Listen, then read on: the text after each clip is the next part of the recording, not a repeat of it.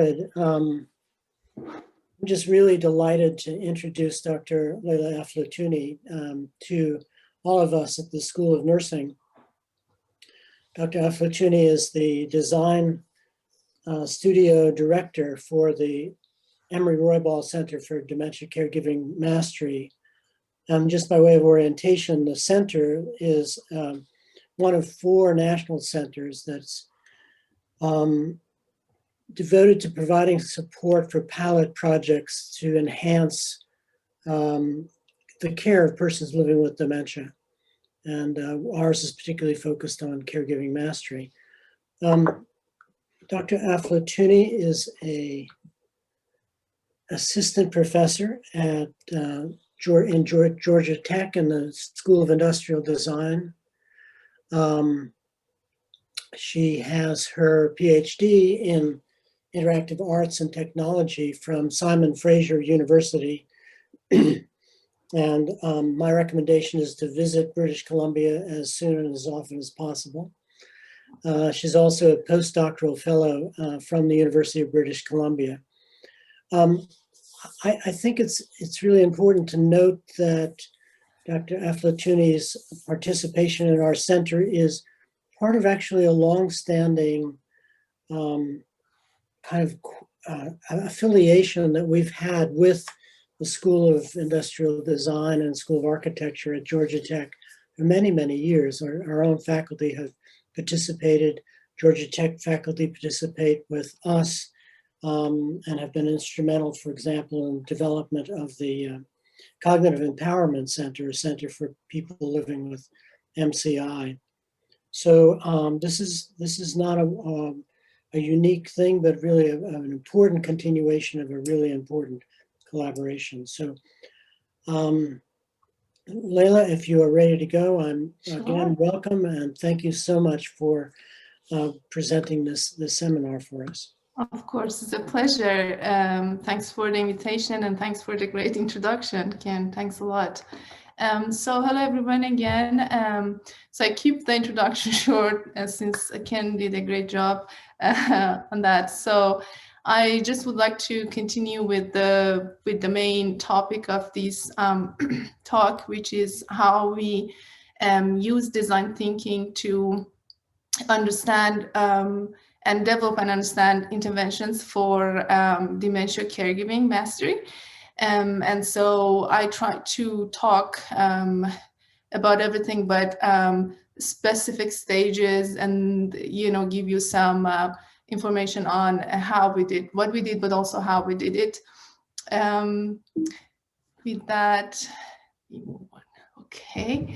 So what is design thinking? As perhaps it's clear from the name of it, it's a tool or an approach that we use as designers in our practice to basically to come up with innovative information interventions and make sure that we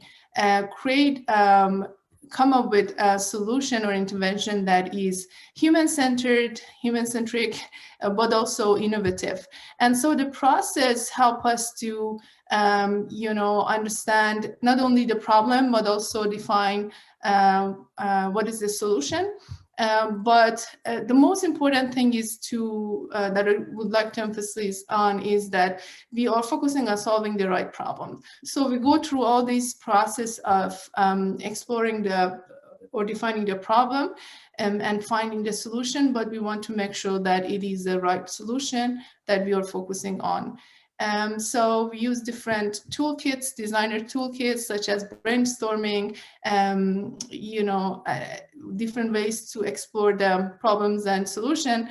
But the most important key, I would say, criteria here is to make sure that we empathize with users and that we, through different techniques that we use, we understand the true need that they have.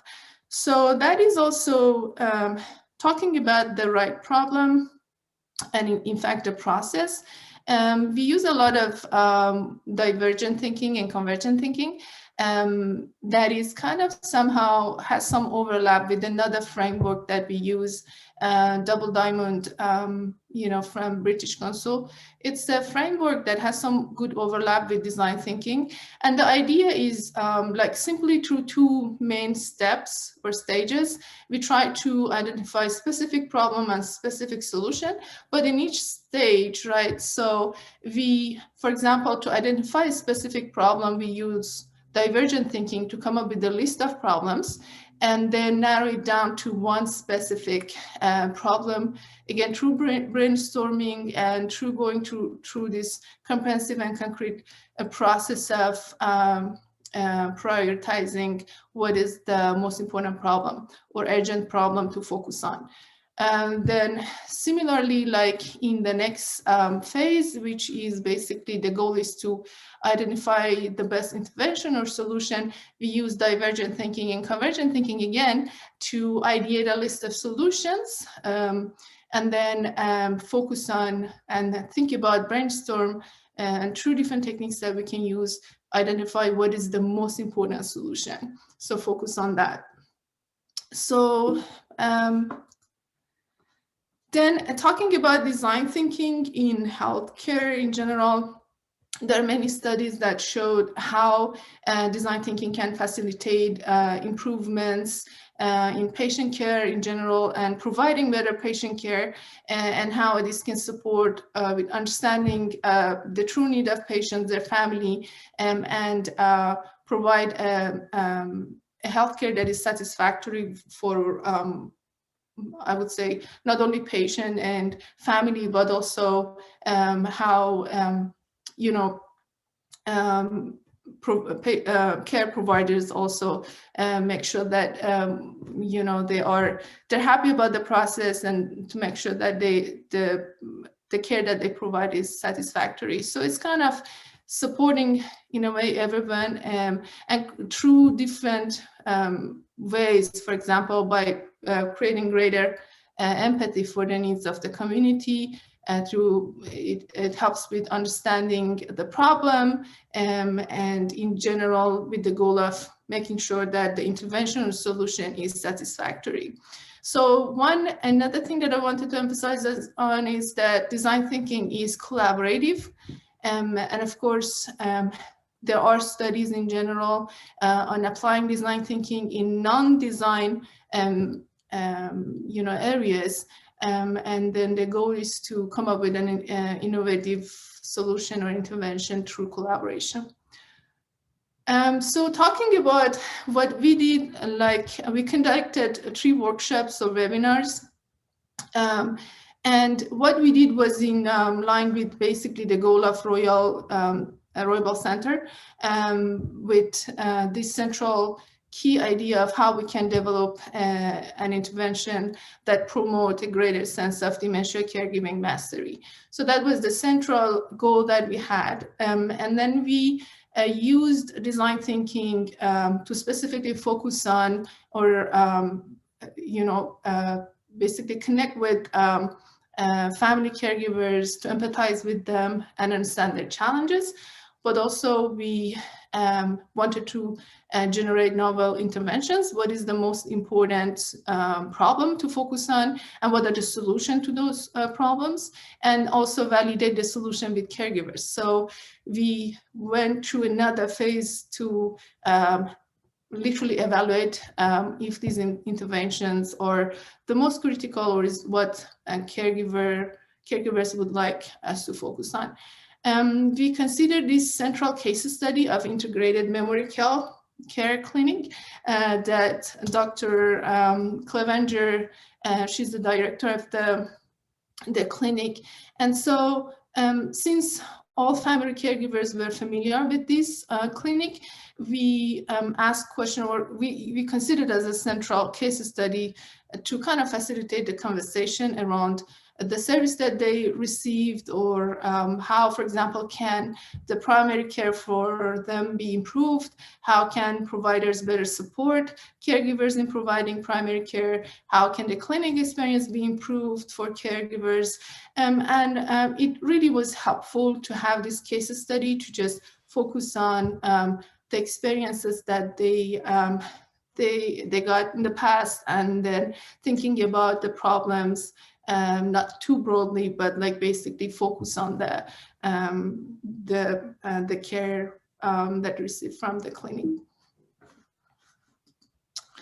So talking about design thinking stages, so there are 5 different stages in design thinking: empathize, define, ideate, prototype, and test. So the empathize phase, the first stage is all about understanding users and their needs. It's really common to use different techniques such as interview, focus group, more participatory approaches to understanding the problem, observation. Depending again on the type of project we're focusing on, we can use any of these, I would say, research techniques to collect information. But the central goal here is to develop a deep understanding of the challenges that people are facing. Talking about what we did in the workshop, so we used divergent thinking. We tried to come up with to understand as many problems as they're facing through the divergent thinking, and ask caregivers to share with us what are the challenges they're facing, and what are the without asking them to clarify if these are real challenges or prioritize them, right? So the first phase was all about exploring all the problems.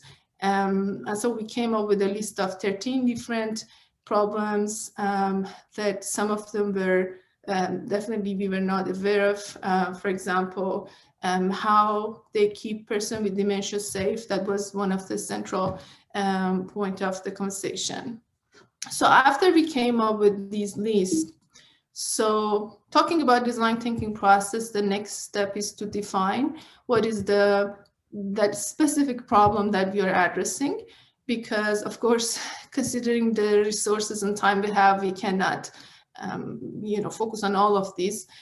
So then the goal of the workshop was to find a way to, like we ask caregivers to narrow down this list to one central key problem. And so we tried to give them some criteria. For example, if the solution exists, if the problem is not as critical, and just different ways for them to think about what is the priority or what are these challenges, which of them need urgent attention, I would say. So again, we use convergent thinking. So that means that we really try to ask them to just eliminate some of these problems and then focus on one central problem. And then so we came up with this central problem of diagnosis is a critical time. It's a vulnerable period. And we took it from there to, after this stage, we started to explore different intervention or solution that can be appropriate for this central problem. So talking about next stages of design thinking, ideate and prototyping are really central. It's very important to start exploring the intervention and what can be potentially the solution. So really, we're trying to find out how we can address the need or central problem, and then how we can come up with an intervention that is creative, that is innovative, that truly meet the need of the patients and family caregivers. So in the previous workshop, excuse me, sorry. So in the previous workshop, let me know if I'm talking too fast. In the previous workshop, we defined the central specific problem statement, which was post-diagnosis is a vulnerable period for caregivers and persons with dementia. So then we defined our goal. So the goal for us is to provide better help at the time of this critical time, right, initial diagnosis.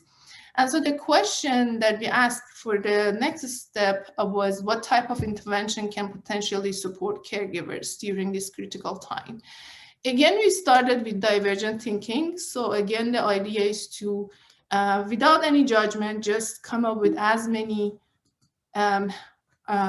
interventions as possible. So what are the solutions to this central problem?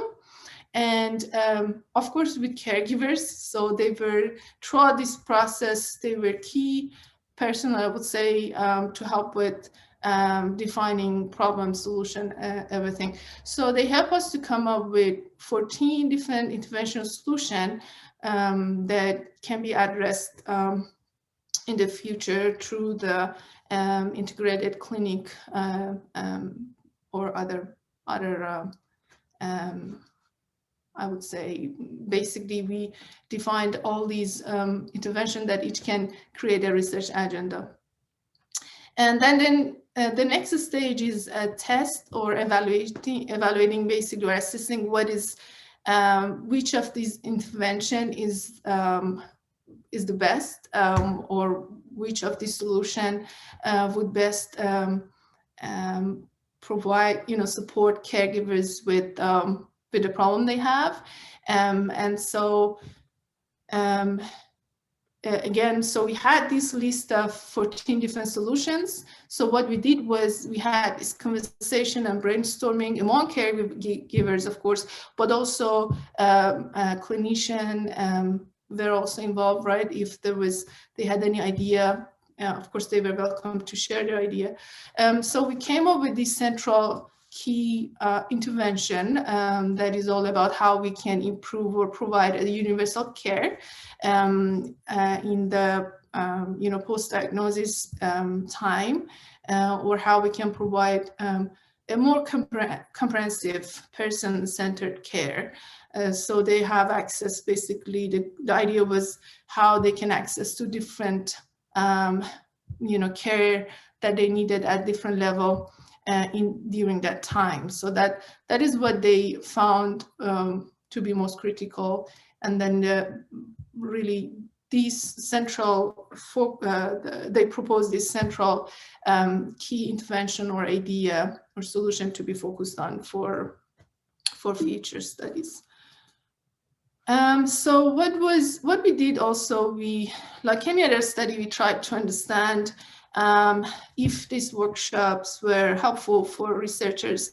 By the way, I think I forgot to mention, but in each workshop, we had up to 34 participants attended, researchers, different level, and so it was a pleasure working with them.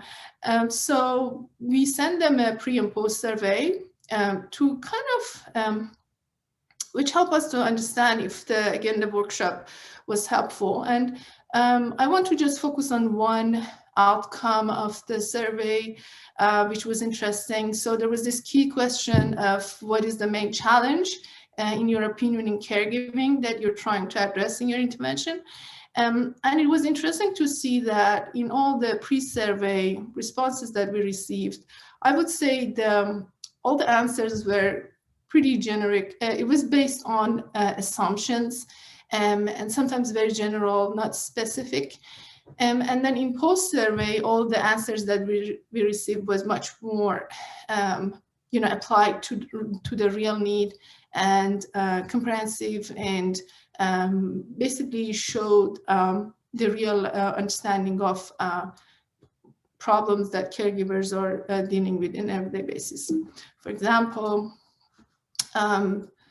so in a pre-survey, we got this answer: motivating care providers to perform daily oral hygiene. That was the goal or the idea they had. And then in post-survey, the answer was like importance of streamlining and tailoring care.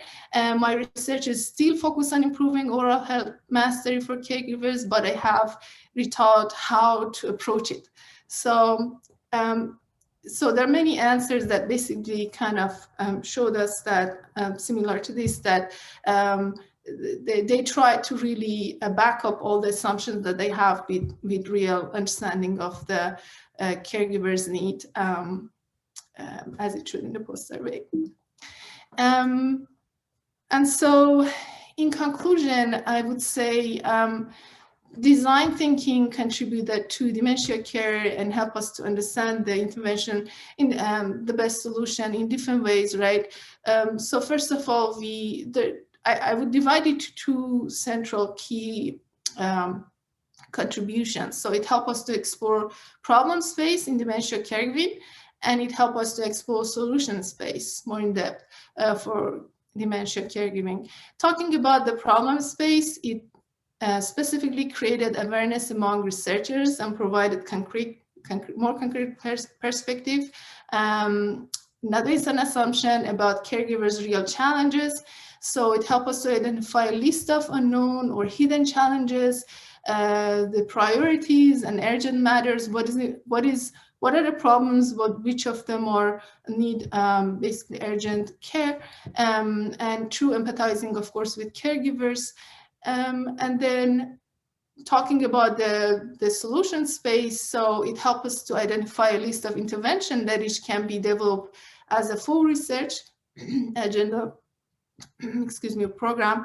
And then as well, it was interesting that for integrated memory care clinic, the clinician kind of acknowledged these all these problems, and they decided to, working on how to address these and how to apply these, in their, to create more patient-centered care in the integrated memory care. So it was it helped them as well to focus on real needs and, think about how they can improve the clinic, through this design thinking approach. Yeah, so these are just a list of references. I just wanted to mention here that design thinking materials are openly accessible through Stanford University's design school, which basically has granted permission for their content to be used. So I just added the reference here, and that I encourage you to have a look and see what materials they have if you are interested in applying a similar process to your project. With that, thank you very much for your attention and your time, and that's pretty much what I wanted to share with you today. And I welcome any question.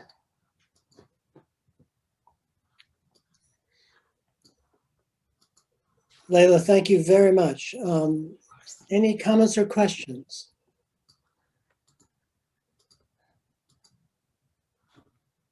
So I was part of it, but sort of the silent part of the 3-part webinar that you led. And I thought one of the questions I have is around the empathize stage, the first stage. And the question is, how do you choose the consumers? What principles do you use to choose the consumers to be part of that empathy exercise? That's a very good question, Ken. It's different I would say, with design thinking, it's the good thing about this process is that it's very flexible. We can be creative. I personally would like to always involve participants from different backgrounds or all the stakeholders. If we want to, for example, focus on or come up with more comprehensive solution, perhaps is a great idea to invite clinicians, patients, caregivers, so on and so forth. But again, depending on what we're looking for, right? So for example, for the project that we were focusing on, really the goal was to understand, focus on the specific need of caregivers, because that's an area, it's there for 40 years. I mean, there are different researchers on that, but I believe there are many assumptions and on what are the problems, but there is no clear, perhaps, understanding of what can be done or what are the true needs. So that's why we focused on just caregivers, but it can be expanded and we can invite different stakeholder to have a better, more comprehensive understanding of the problem. One of the things I thought was so interesting was that in the very first design studio webinar, there were only one or two or maybe three caregivers, and one of them was very dominant and had a very strong agenda, almost an advocacy agenda.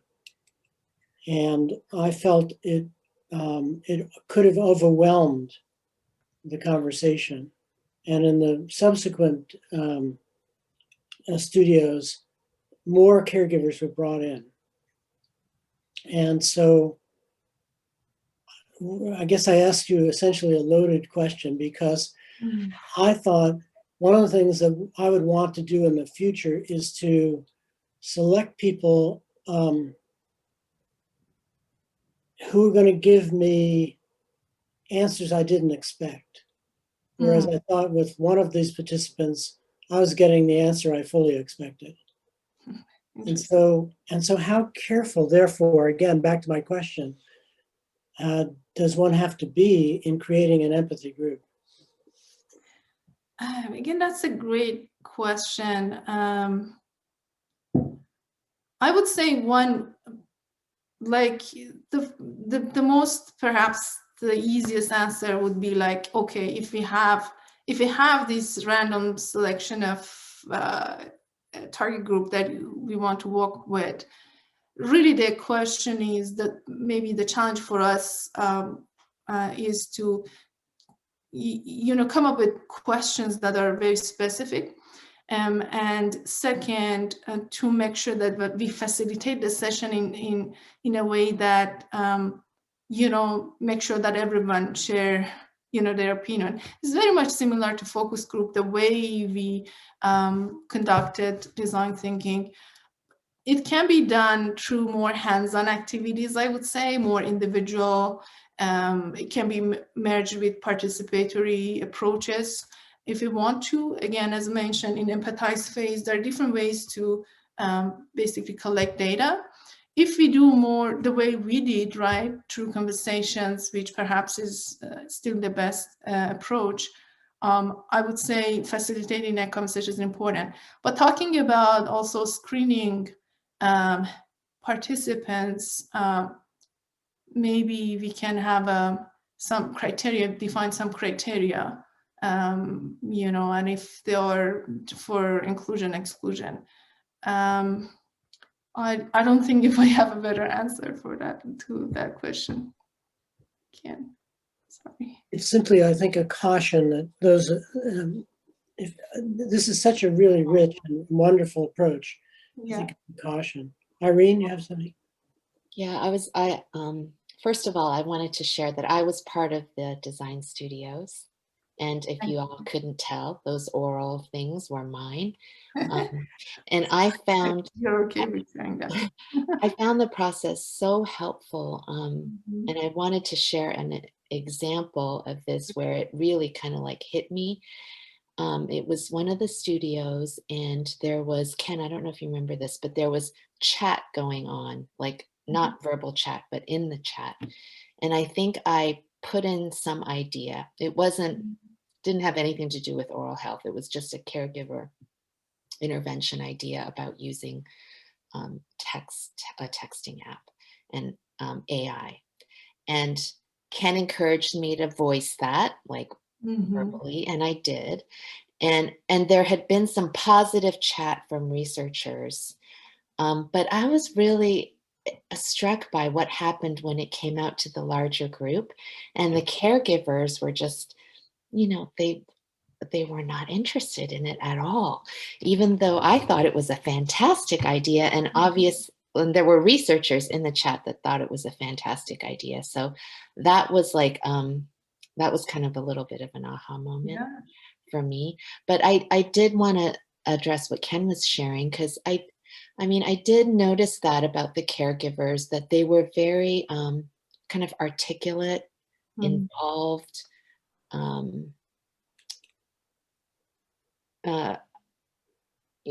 maybe not the most representative of Yeah. who I would want to be talking to and hearing from. So like, I like that idea of like thinking about how do you screen for people who are involved in the design thinking process. And then your idea about different ways to communicate. So maybe this verbal Zoom might not be the best way. Maybe having exercises where, like, I don't know, you chat or you break out or something like that would be another way. Absolutely. But I love the process. I thought it, and it was just really, I wish all research processes were like that, because it's so, and there's so many ideas that just, when you have that conversation that's happening with different people's minds and experience that converge, like there's just this synergistic effect, which is really exciting. Yeah. Thank you. Thanks for sharing your experience. Yeah, I found it. Leila and I are now taking part in another design studio with people living with mild cognitive impairment and their care partners. And I'm finding it a really humbling experience in that, just as you did, Irene, you have this idea as a researcher, here's a terrific idea, and you put it out there, and you get this sort of, that's not very interesting at all. Yeah. Like, wait, that was a brilliant idea. Yeah. And so for those of us who, like me, carry around, a sort of hammer that I'm looking for a nail, that takes that hammer out of the hands, and what is really out there for people. It's fascinating. Yeah. It was interesting that one caregiver, she kept mentioning that, like, we proposed ideas and came up with solutions, etc., as we discussed, right? And she was like, no, like, and if you don't know about it, ask me. I remember that she mentioned it several times, and I was like, yeah, very true. But I think they also enjoyed the process. I mean, they found it, not only enjoyed, but they found it helpful or interesting that we do care about all those specific problems that are not, perhaps from the point of view of us, is not as urgent or important, but just paying attention and trying to extract all those information and all those nuances and all those problems that are not, in our view, are not as important. I think it was, perhaps they were also excited to share it with us. Really, we also observed great engagement from caregivers, which was great. Can you talk about how you bring about convergence? Because, as you pointed out, there were more than a dozen problems suggested, and then at the end there are more than a dozen solutions, and yet you arrived at a problem to solve, and you arrived at a solution. What do you think are the key elements in bringing about that convergence? That's a great question. You remember, as we were planning for the workshop, we discussed how to do it. And then when we conducted the workshop, it was very difficult to ask them to eliminate some of the problems. I would say one way that at that time for this workshop one solution was like giving them some criteria to start thinking about, right? To give them some very much, solution to how to narrow down the list. But I would say it's really important to have conversation and like have everyone's, because that was a collective, the outcome was, like multiple caregivers were involved, and they discussed if this is something that perhaps we need to focus on. And I saw that as an important factor, and it was really helpful when they started having that conversation, as if this is something that you experienced and I experienced, and so it's a problem of all of us. Otherwise, if you do it individually, they had perhaps slightly different opinion. but that collective thought or collective process of let's see what is the priority, I think was interesting to see. Again, I mean, there are different ways, I mean, depending on the project, but it's really important to find a way to, or give them a toolkit to narrow down, to help with convergence thinking, convergence and convergent thinking. So we can be creative. I mean, there is no, it's not rocket science, or it's not something that you're all familiar with, different way of thinking. But I assume if we do it in person, like a workshop, right?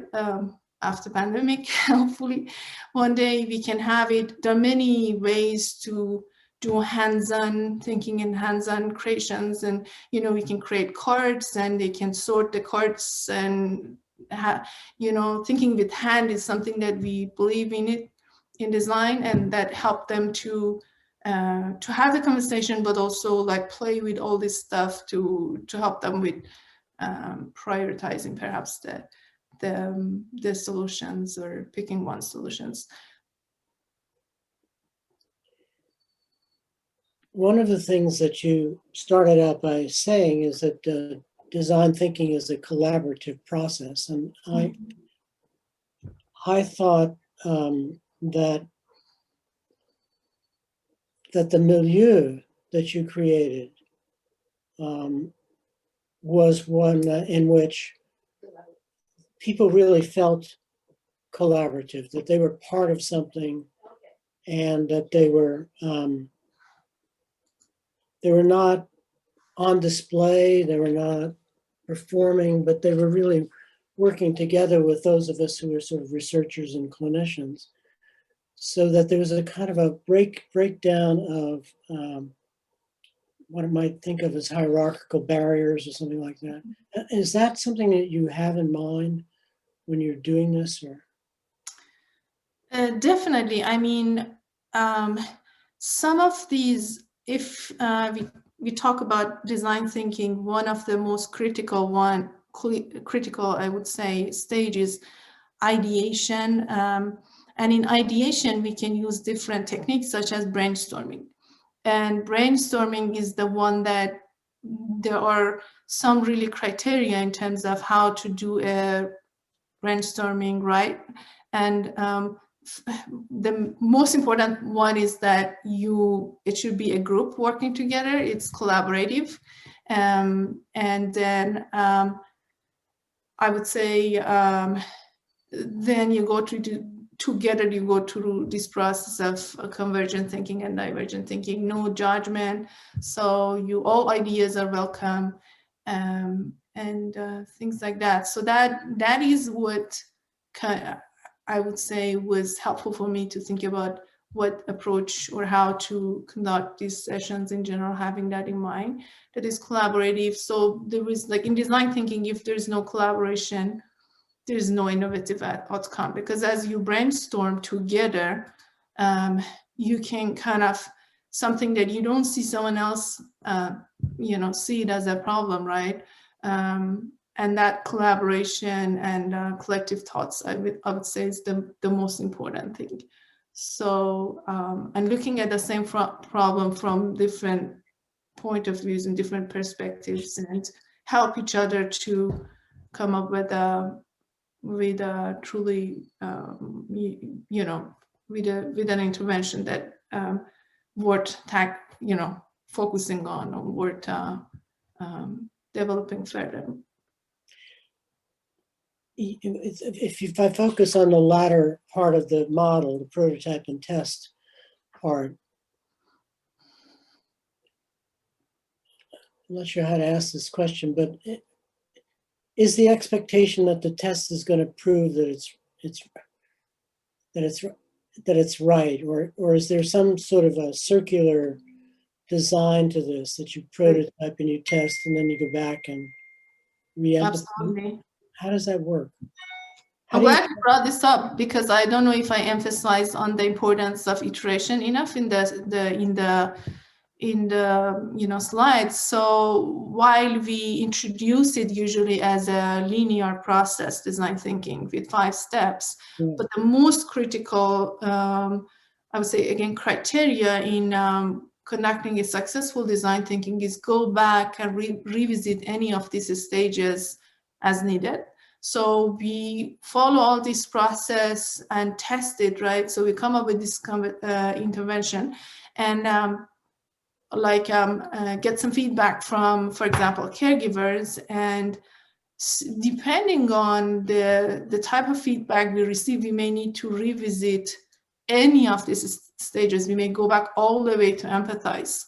If they say, no, I don't think this is something that I shared with you as a central, if this is not associated, let's say, with the problem that I have, oh, okay, so we got the problem completely wrong. And so we have to go all the way to the beginning of the process to revisit the problem.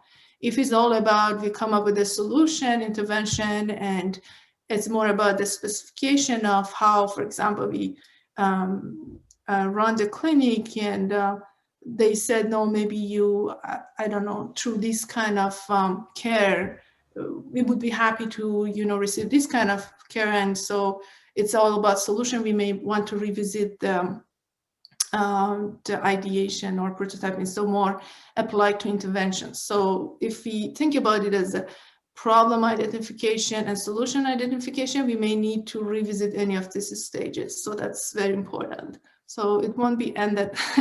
We don't stop necessarily at the testing phase.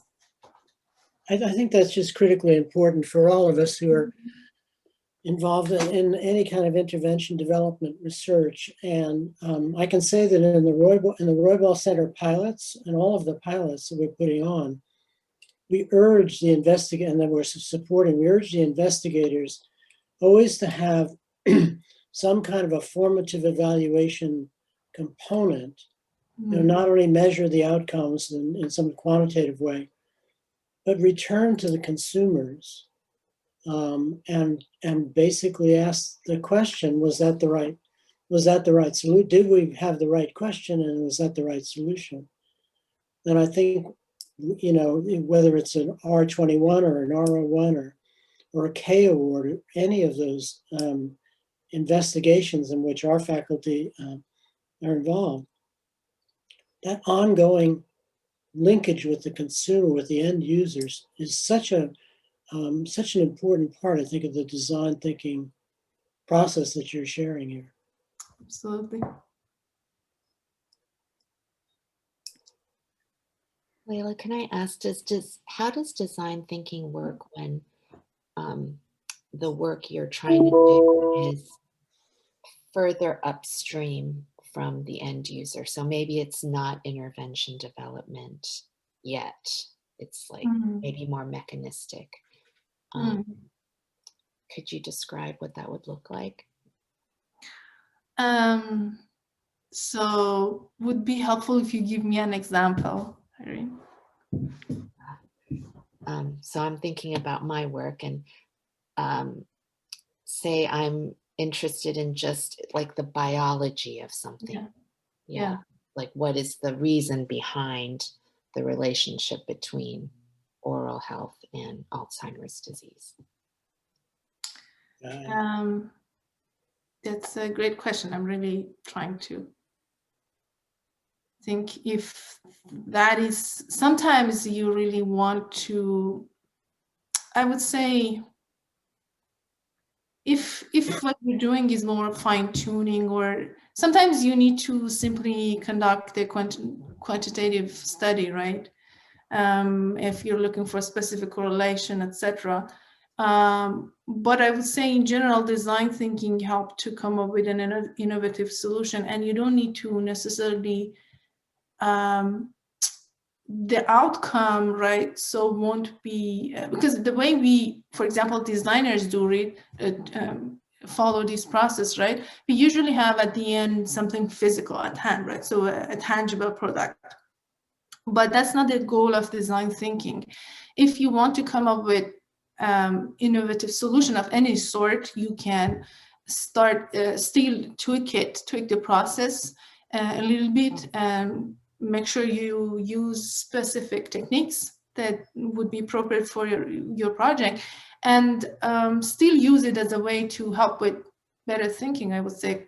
You know, the goal is, they call it creative problem solving. That means that whatever you come up with is creative, is different, it's new, and it's truly meet the central need that you define. So again, I'd be happy to talk more after the session or anytime to perhaps brainstorm more what can be done. But I would say is a very flexible tool. Definitely can be used for different types of problem, not necessarily design problems. That's why it's something that we use in outside the area of design. And in design thinking, they focus on prototyping, not final product, and that they define it as any type of intervention or solution. I hope it helps, but in general, it's very, very flexible approach. As far as we kind of follow these steps, they believe that, like, there are many studies, basically in Stanford University, that show that if you follow these steps, the outcome is innovative, is different, is unique. But you can reappropriate the process for your project.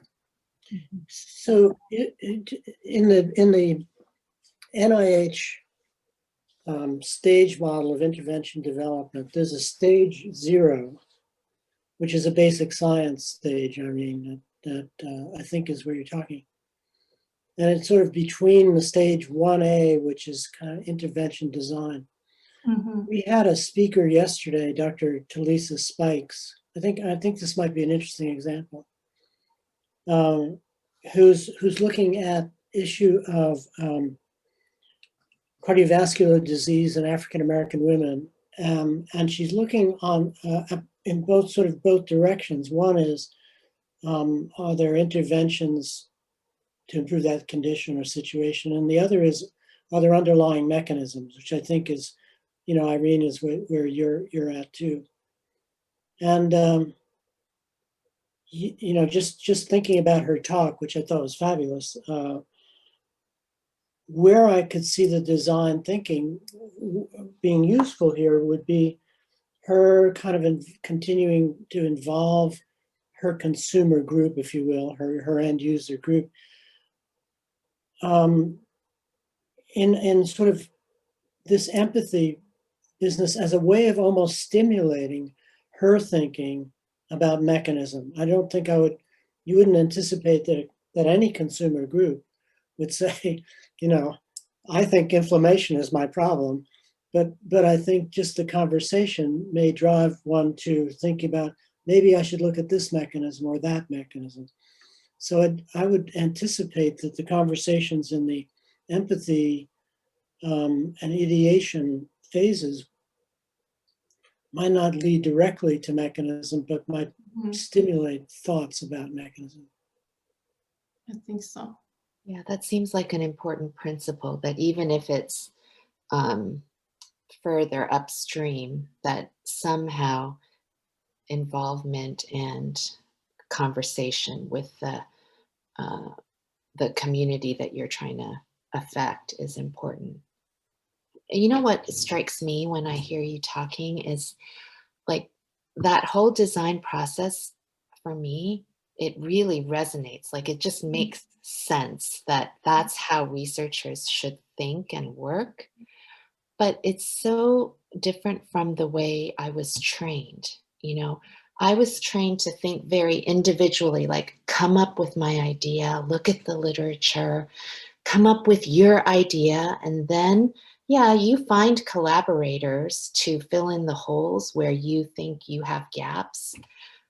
But we're not trained to do that design thinking process, which I think requires some training and practice, because it's not always instinctive to be empathetic, not just with the end user, but with your team.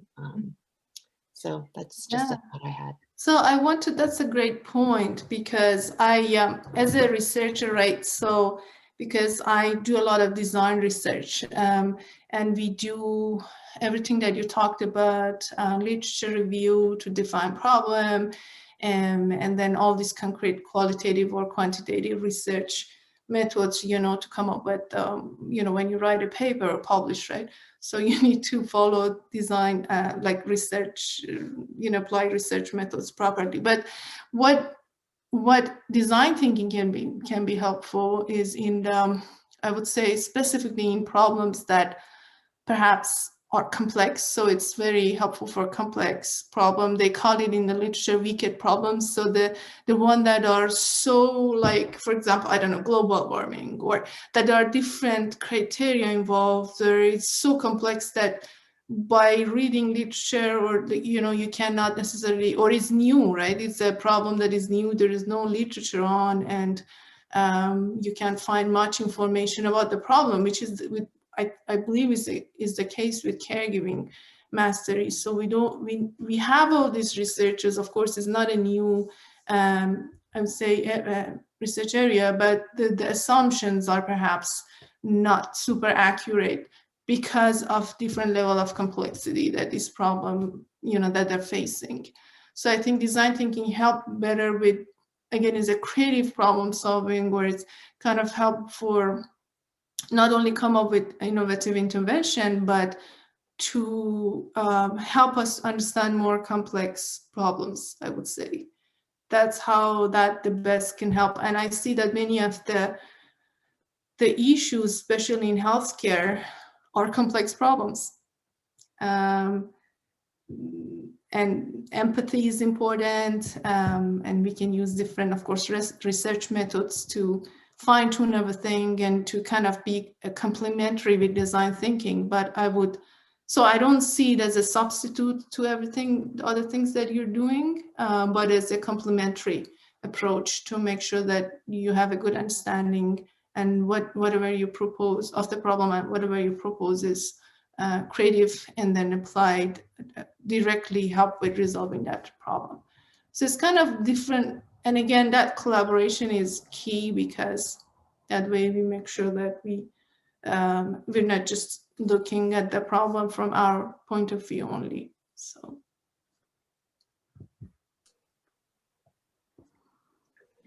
This has been great. Thank you so much. I think really. Thanks for inviting me. It's a pleasure. And if anyone wants to contact Dr. Aflatoony, I can provide a contact. But yeah. So do you have my email address? I think in the ad. I'm not sure if you have my email address, but I can send it here in the chat. Mm-hmm. If I can just find the chat, yes. I was tempted to ask you what things have you designed? You designed chairs and gadgets, or? That's a good question. More technological tools, because my PhD is in interaction design or human-computer interaction. So I do a lot of qualitative study to understand, again, what type of technology would best help this problem. And sometimes we do even study on an existing technology, I don't know, which is sometimes they're new, for example, voice-based system for aging population, right? So one of my former students focused on that. We recently developed an augmented reality for occupational therapists to help them with assessing the home environment for people with disability, and help them to choose assistive technologies. Yeah, so either we develop something, but usually we also do concrete qualitative and sometimes quantitative study to understand the need, and conduct usability testing to see if the tool is something is useful and usable for people and things like that.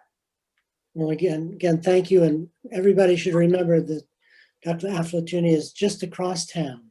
Absolutely. I'd be happy so to, much Catherine, do you again. have a, to connect. Great Okay. discussion. Thank you. So thank you, Catherine. It's a pleasure. Thanks for having me, and thank you so much for your time. Please, again, feel free to contact me if there's anything that you think I can help with, or any collaboration, let's say that way, would be great. So I'd be happy to be involved in any project that you think I would be can be of help. Any help. thanks very much. And Thank you. thanks everybody for attending. Kathy, do you have something? No, I was just going to say thank you so much. I didn't even know this was an option. So it's great to hear about how it works and know that we can incorporate you in future work and intervention planning. It's just a great resource. Thank you. Thank you. Thank you. Again, it's a pleasure. Thanks everybody. Have a good afternoon. Thank you. Bye, everyone.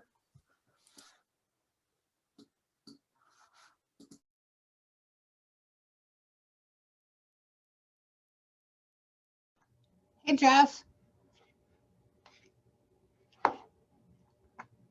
Jessica?